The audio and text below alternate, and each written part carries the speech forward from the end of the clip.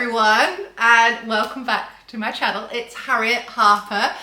If you're new here, welcome, and I would really appreciate if you could hit the subscribe button. As you may or may not know, this page covers everything from lifestyle to fitness to me spending too much money and trying on outfits. But today I thought I'd bring in a guest who is also a very good friend and one of my coaches on my HHF one-to-one coaching. His name is Chris Barker. He is a clinical nutritionist and female hormone specialist. And as I am a coach for women, I thought it would be really good to do a YouTube where we talk about everything you need to know about female hormones, your cycle, how it affects your training, how it can affect your nutrition. Is there anything we need to know? Is there anything we need to adapt? And Chris is the person we speak to about this because he is a ocean of knowledge. We need to have your book here to plug, but it's packed. He's also written a book, which we can plug at the end. But let's get straight into it because I do think there's a lot of questions that women want to know when it comes to training around their cycle. So my first question would be, what does everyone need to know about training around your cycle and how best to manage that? It's quite a complicated issue. I think the first thing to sort of denote, as it were, is, are you on birth control? If you are on birth control, realistically, that sort of works to sort of keep your hormones stable. So there's less crossover into having an impact on your training, as it were. I've noticed a lot more women going against birth control now. I do think it's been popularised in terms of like learning to sort of be more in tune with your body, and to do that you sort of need to be off of birth control to understand your sort of how your cycle works. And also, if you are on birth control, it might be masking other sort of health issues. So you might not know about, whether you've got amenorrhea or PCOS or things of this nature. So I think for a lot of people, they just got into birth control when they were young just because maybe the doctor recommended it, or they wanted to start shagging around. I love mine. I'm on the coil for those who didn't ask. And it's kind of the most level I've felt in my whole life. The pill, no. We'll never go back on that. Yeah, I mean, I think it's a bit of a sort of, it's very person dependent. Some people have great experiences with the implant. Some people have great experiences with the injection. Some people have awful experiences with these things. So it's so person dependent. So birth control affects it. So birth control sort of levels the playing field in the sense of you don't need to stress too much about sort of the highs and lows of hormones. So it sort of works to just keep you sort of more even. That's why a lot of people go on it for things like maybe PCOS or maybe like endometriosis, to just sort of stop the sort of high hormone phase and low hormone phase. Because a lot of people, PMS is essentially where your hormones go from really high to really low, and that sort of change in high to low is where the sort of side effects come in, where you start to experience sort of like migraines, bloating, sort of all the fun things about being a woman. So if you can sort of level it, that's why a lot of people may go on it to just sort of ease symptoms of PMS. Okay. So if you're on it, I would say you don't really need to worry about changing your training throughout the weeks of your cycle, as it were, because you don't have a cycle.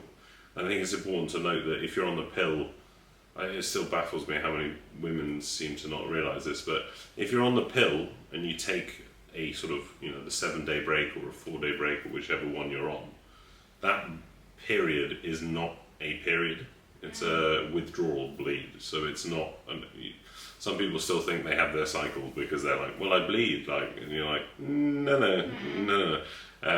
So if you're on birth control, other than maybe like the copper coil, which is less hormonal, right? So otherwise, I wouldn't really alter your training throughout your cycle because you don't really have one, as it were. It doesn't affect me in any way, which is kind of a blessing for me, but a curse when it comes to chatting to clients. Yeah. Because there's some stuff I can't relate to, and that's obviously why people like you are so useful, because you know so much about it.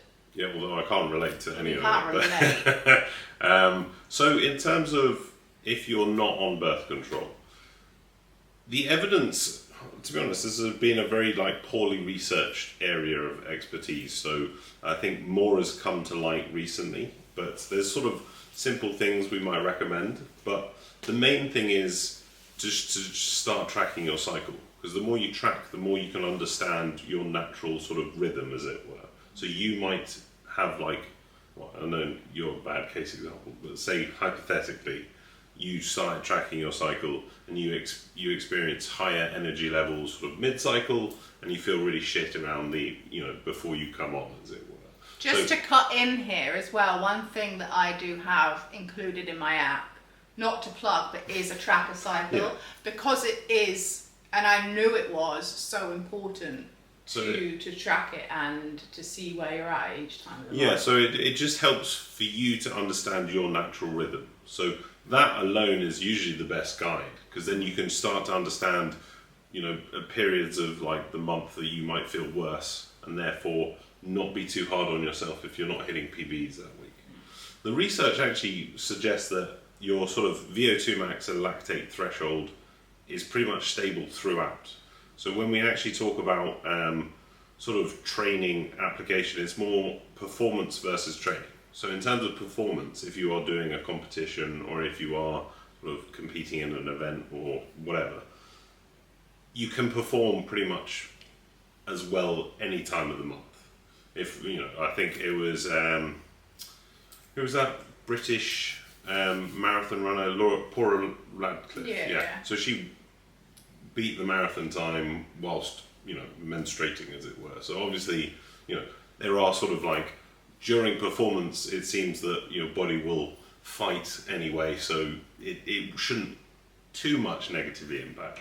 In terms of training though, you want to obviously try and work with your rhythm. So we would normally say that the sort of PMS week, so that late luteal phase, is usually the high hormone phase, which does or can negatively impact your training in terms of your blood plasma volume goes down, so you might want to make sure you're taking in electrolytes at this time.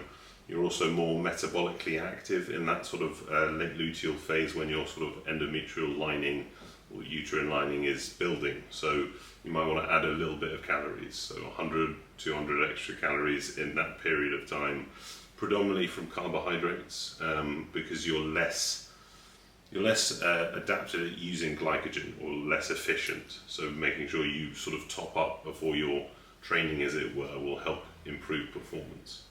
But I think a lot of it, also I would say in that late PMS phase, maybe increase your protein intake if you're not already eating at optimal levels.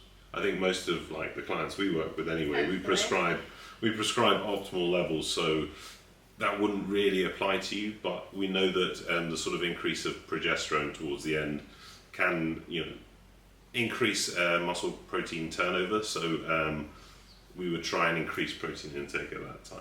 But in terms of training, again, this is why we sort of speak about understanding your rhythm, because you might get people who really struggle to train in the first week of their cycle when they're menstruating, or people who train, struggle to train in the PMS stage. So it's kind of the literature predominantly says the PMS week is the one where you might want to dial back. Otherwise, when you're menstruating, actually, low hormone phase, you are quite strong, as it were. But I know a lot of women who would be like, oh, fuck that, I feel awful when I'm on. So often when I see discussions online and someone will put even a funny meme of how I feel in this phase, and then the comments are always like, oh, I'm the complete opposite. Yeah, so everyone is different. Yeah, that's why we don't blanket prescribe. And I think a lot of the stuff you saw online where people were programming around your cycle, and I even did some of that myself, it's kind of, it doesn't really work because everyone's different. So it's better idea to just understand your Yeah, rhythm. it's still okay to do the same program. You just have to understand that some weeks. Yeah. And I think it's more mentally just knowing that actually, normally I'm a bit more tired in this time. Yeah. I'm not going to be too hard on myself if I didn't hit PBs, or if I actually just, took that session easier, or even took a day off. Like, sometimes it's better to listen to your body. I mean, I do that anyway, even without hormones. Not without hormones. So tracking. Tracking is the learning key. your body, learning about your cycle, how you feel is the key. Is there anything that you would recommend women should really be doing to kind of manage their hormones, or would you say that's the main part? How about like nutrition? As I said, so maybe an introduction of electrolytes in that sort of PMS phase to help with sort of fluid imbalance. Extra protein again at that time, extra carbs as well, just because you're more metabolically active. I mean, in terms of nutrition, that's the main gist of it. It would just be a case of around ovulation, so mid-cycle, around day 14 as it were, is when your sort of testosterone peaks, so you might be stronger. So maybe if you've got a sort of PB sort of in a particular lift, you're really working on like your hip thrusts or something, maybe try and plan it around that time. But again, you're getting into the sort of pedantic area where it's kind of like, I don't know how much of a difference that's going to make.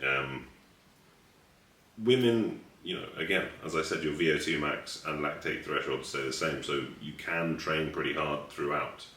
I think it's a case of more listen to your body. Make sure you stay hydrated around that time. And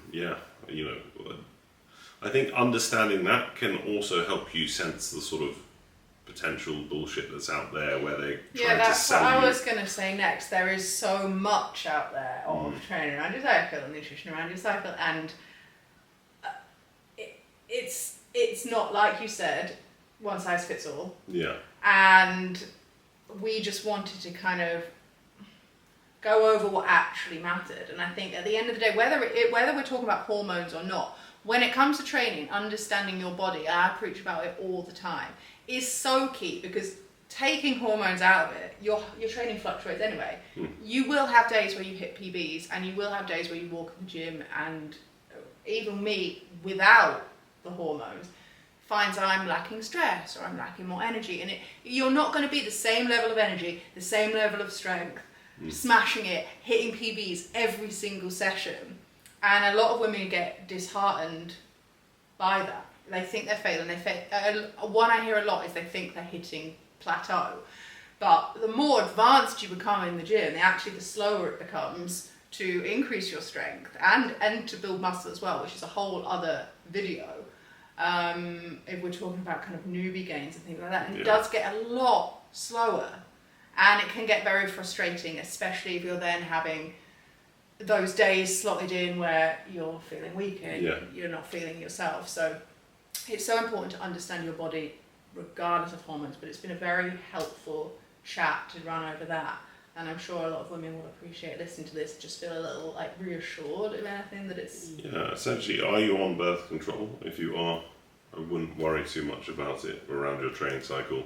If you're not, then again, just track your cycle, start to understand your natural rhythm. And that's pretty much the main part of sort of training around your cycle. Yeah. Amazing. Thanks for the chat, Chrissy.